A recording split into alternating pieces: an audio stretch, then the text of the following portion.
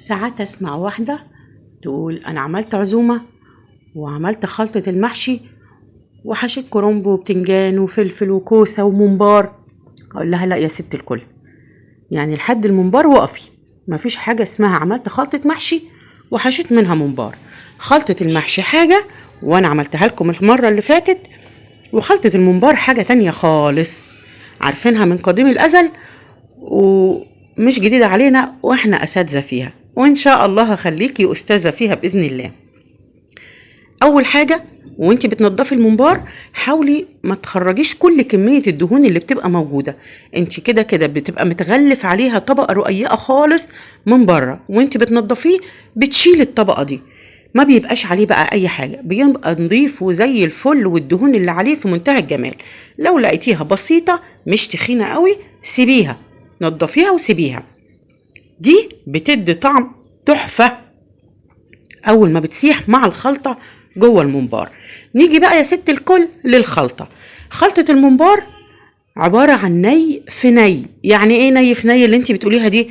يعني كمية بصل محترمة كتيرة زي اللي انت شفتيها دي، بحط لها مادة دهنية، زيت كتير، يعني انا بحط زيت كتير، وممكن احط نص معلقة من السمنة وممكن استغنى عنها كمان. تمام؟ بتقلبيهم مع بعض يشكشكوا كده على البوتاجاز، يعني يا دوب بس كده تبدأ البصلة تسخن جوه الزيت. تمام؟ هتروحي نازلة عليها على طول بالصلصة، درق الصلصة اللي انت عاملاه. بعد كده كمية الخضرة بتاعتك كلها بتقطعيها وتحطيها اول ما قبل الصلصة ما تغلي، زي ما انت شايفة كده معايا بالظبط. اتبعي الخطوات وهتقول انا عمري ما اكلت ممبار قبل كده بالطعامة دي.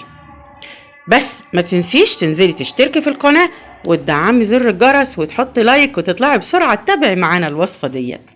حطيت التوابل بتاعتي بعد ما حطيت الخضرة، ملح وفلفل اسمر، شطة وكمون، وهقلب الكلام ده كله مع بعضه واسيبه يتسبك كويس جدا.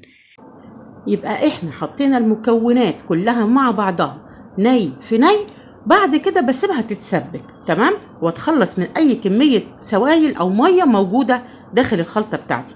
بعد ما اتسبكت، لو انت هتحشي بيها الممبار على طول تمام، مفيش مشاكل وزي الفل. كل ما بتبقى سخنة كل ما بتنزل على الدهون اللي داخل الممبار، وبتبقى سهلة كمان في انك انت تحشي الممبار.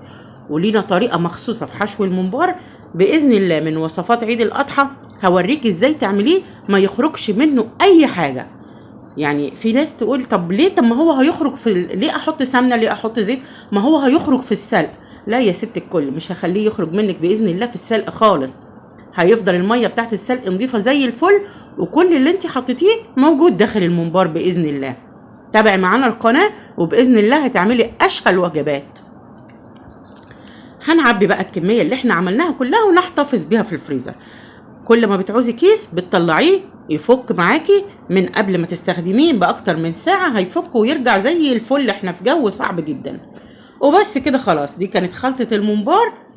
لو عجبتك يا ريت ما تنسينيش في اللايك والشير والسبسكرايب وتفعيل جرس الإشعارات، بإذن الله يوصل لك كل جديد. شكرا لكم والسلام عليكم ورحمة الله وبركاته. لا تنسوا ذكر الرسول صلى الله عليه وسلم، وكل سنة وانتم طيبين.